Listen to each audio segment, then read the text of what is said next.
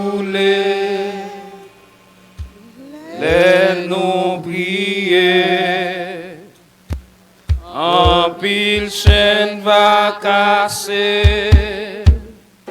les nous prier avec la foi, les nous prier.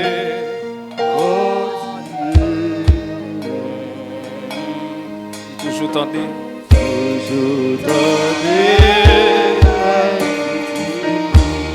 Seigneur, une autre fois encore nous prier pour enseignement parole. Parce qu'il dit, il persévère dans l'enseignement des apôtres, dans la fraction du pain, dans la communion fraternelle et dans la prière. Nous avons gloire dès ce après-midi pour rendre possible, pour nous capables dans Saint-Lieu ça, pour nous venir partager un moment d'adoration et de la parole ensemble avec peuple pour Seigneur. Nous demandons autant prier que présence va accompagner nous davantage et que chaque homme qui là va sortir édifié, il va sortir béni, Père, et toute gloire il revient à vous-même et à vous-même seul, Père. C'est comme ça nous bénissons nos prières au nom de Jésus. Amen. Amen. Bon Dieu béni. Bon Dieu béni. Moi salue dans nom Jésus-Christ. Nous disons bon Dieu merci. Il y a une opportunité pour nous capables ensemble pour nous partager un moment d'adoration et de la parole dans la présence de lui. Nous bénissons bon Dieu pour ça. Et nous disons merci avec le comité de l'église qui te baille groupe là approbation pour être capable de faire nos invitations pour nous venir ensemble avec vous dans un moment spécial ça. Donc, au monde qui ne connaît pas bien, non, c'est frère Guston Carilien. Moi, c'est membre de la 2e église baptiste de Port-au-Prince, qui est dirigée par Dr Kelly Baldé. Et nous, c'est un homme marié, nous avons 2 petits garçons. Et moi, accompagné avec madame moi et un petit garçon bien ensemble avec moi. Je m'a demandé de capable de camper et voler. Salut l'église là, la gloire de Dieu. Amen. Merci. Donc, nous disons bon Dieu merci pour un si bel thème que nous avons prêché par ici, là, qui c'est importance de la prière. Alors, moi, je voulais, au lieu de prêcher, je voulais enseigner. Amen. Et parce que le thème, ça, ce n'est pas le thème de prêcher, c'est le thème de enseigner. Ouvert Bible avec dans Luc chapitre 11, on a lu verset 1er. Et après ça, on a tourné dans le texte de base, non, qui c'est Jacques chapitre 5, verset 16. Pendant que vous cherchez, ou bien Bible ouvri, bon, les pour comme ça. Jésus priait un jour en un certain lieu. Lorsqu'il eut achevé, un de ses disciples lui dit: Seigneur, enseigne-nous à prier comme Jean a enseigné à ses disciples. Amen. Ça c'est Luc chapitre 11, verset 1er. Et puis, nous tournons dans Jacques chapitre 5, verset 16.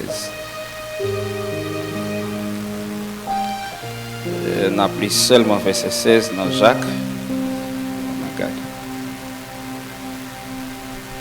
Parce que l'étude a été faite déjà. Ok. Confessez-vous donc vos péchés les uns aux autres et priez les uns pour les autres afin que vous soyez guéris. La prière fervente du juste a une grande efficace. Amen. Nous on a un texte qui est écrit par Jacques, serviteur de Jésus-Christ. J'en ai commencé dans l'épître là. C'est pas apôtre Jacques qui t'a écrit texte ça, mais c'est pasteur Jacques qui t'a écrit. Monsieur était frère Jésus-Christ et qui t'a venir croire dans Jésus après la résurrection de Jésus-Christ. Et monsieur t'a venir pasteur à l'église de Jérusalem après jour et Pentecôte là, lorsque l'église de Jérusalem t'a inauguré. Mais pendant Jacques était pasteur l'église ça va t'empêcher que l'église là était contrôlée par le corps apostolique que Jésus-Christ a établi pour faire fondement l'église là, pour que l'évangile là capable d'arriver éparpillé à travers le monde. Et c'est ça qui fait que ouais, l'État il est venu tout de suite après le roi joindre épître de Pierre, parce que Pierre était à cette époque comme les pères des apôtres dans le cadre nous capables lorsque Jésus-Christ finalé dit Pierre responsabilité paternité apôtre, c'est-à-dire c'est lui qui gagne leadership pour dire le dernier mot parmi les conseils des apôtres lorsque on va réunir. Donc Pierre c'était lui-même aussi qui était capable de dire comme un surveillant pour l'église de Jérusalem à cette époque. Et lorsque Jacques a écrit lettre, il était une raison qui est bien définie qui fait Jacques a écrit lettre. Et ça fait après lettre Jacques là, il venu tout de suite après épître aux Hébreux. Pour quelle raison il est venu tout de suite après épître aux Hébreux? C'est parce que l'épître aux Hébreux, épître ça qui est adressé avec les Juifs convertis et les Juifs non convertis, parce que des groupes monde ça yo été trouvé dans un même espace dans synagogue.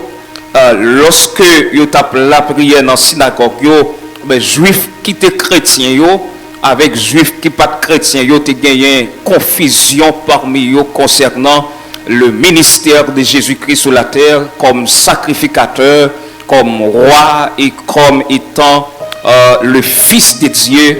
Il y a une confusion ça, et il y a une confusion pour comprendre que le salut c'est une question de la foi, c'est pas une question de tradition. Et puisque le salut sont question de la foi, par le moyen de c'est la grâce par le moyen de la foi, et auteur dans épître aux Hébreux, mais pral diviser épître aux Hébreux en deux parties. Nous prenons une partie qui pral accentuer sur le ministère de Jésus-Christ, qui gagne un thème central qui c'est la supériorité de Jésus-Christ sur les personnages de l'Ancien Testament. Et deuxième partie dans épître aux Hébreux, c'est partie doctrinale qui gagne en dedans épître là qui pral accentuer sur la foi. Et ça fait dans le chapitre 11, c'est la deuxième partie après commencer. Il pral établi un tableau côté l'a décrit les héros de la foi commencé depuis dans l'Ancien Testament pour arriver dans le Nouveau Testament. Et puisque la foi pral vient conclure épître aux Hébreux, et les commentateurs ou bien les théologiens grecs pral fait classement livre Jacques là tout de suite après livre Hébreu. Pour quelle raison? C'est parce que livre Hébreu il gagne comme thème la foi pratique. Ok, nous avons là. Ok, livre Jacques là me dit il gagne comme thème c'est qui ça? La foi pratique, c'est-à-dire Jacques pas ouais la foi de manière théorique, mais Jacques ouais la foi, il considérait la foi de manière pratique. Et ça fait le dit que montrez-moi ta foi.